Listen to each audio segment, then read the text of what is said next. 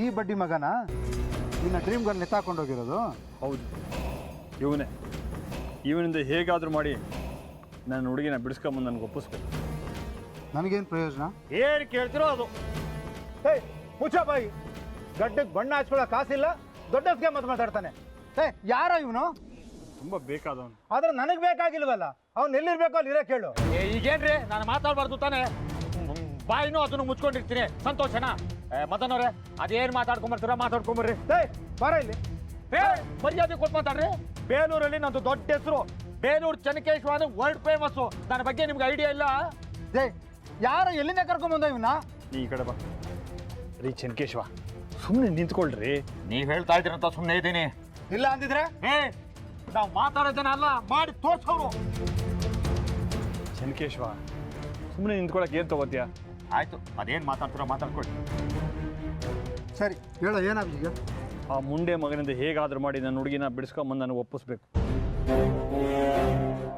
Account number 58236, ಹೆಸರು ಪಂಕಜ ಅಂತ. ಈ ಅಕೌಂಟ್ಗೆ 50 ಹಾಕ್ಬಿಡು. 50 ಅಂದ್ರೆ 60 ಹಾಕ್ತೀನಪ್ಪ. ಒಟ್ಟಿನಲ್ಲಿ ನನ್ನ ಹುಡುಗಿ ನನಗೆ ಸಿಗಬೇಕು ಅಷ್ಟೇ. ಏನು ಟೆನ್ಷನ್ ಮಾಡ್ಕೊಂಬೇಡ. ಆ ಬಡ್ಡಿ ಮಗನ ಎತ್ತಾಕೊಂಡು ಬಂದು ನಿನ್ನ ಡ್ರೀಮ್ ಗರ್ಲ್ ಜೊತೆ ನೀನು ಮದುವೆ ಮಾಡಿಸೋದು ನನ್ನ ಜವಾಬ್ದಾರಿ, ಸರಿನಾ? Thank you very much. ಆ ಶ್ರೀನಿಧಿ ನಾನು ತುಂಬ ಸಲ ಹೊಡೆದಿದ್ದಾನೆ. ನೀನು ಅವನಿಗೆ ಅದನ್ನು ಬಡ್ಡಿ ಸಮೇತ ವಾಪಸ್ ಕೊಡಬೇಕು. ನಾಯಿಗೆ ಬೊಗಳೋದು ಹೇಳ್ಕೊಡ್ಬೇಕಾ ಅಲ್ವೋ? ಪೊಲೀಸ್ನವ್ರಿಗೆ ಹೊಡೆಯೋದು ಹೇಳ್ಕೊಡ್ಬೇಕಾ? ನೀನು ಹೇಳದೇ ಇದ್ರೂ ಆ ಶ್ರೀನಿಧಿನ ಎತ್ತಾಕೊಂಡ್ಬಂದು ಮೂಳೆ ಮುರಿಯೋ ಹಾಗೆ ಹೊಡಿತಾ ಇದ್ದೆ. ಈಗ ನೀನು ಹೇಳಿದ್ಯಾ ಅಂದರೆ ಇನ್ನೂ 4 ಏಟು ಹೆಚ್ಚಾಗಿ ಹಾಕ್ತೀನಿ ಬಿಡು.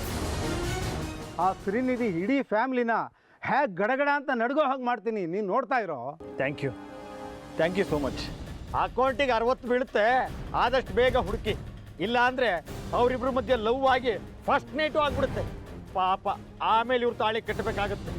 1 ವರ್ಷದ ಹಿಂದೆನೇ ಅವ್ರ ಮದುವೆ ಆಗಿ ಕೈ ಹಿಡ್ಕೊಂಡು ನಮ್ಮ ಸಂಸಾರ ಆನಂದ ಸಾಗರ ಅಂತ ಓಡಾಡಿದ ಜೋಡಿ.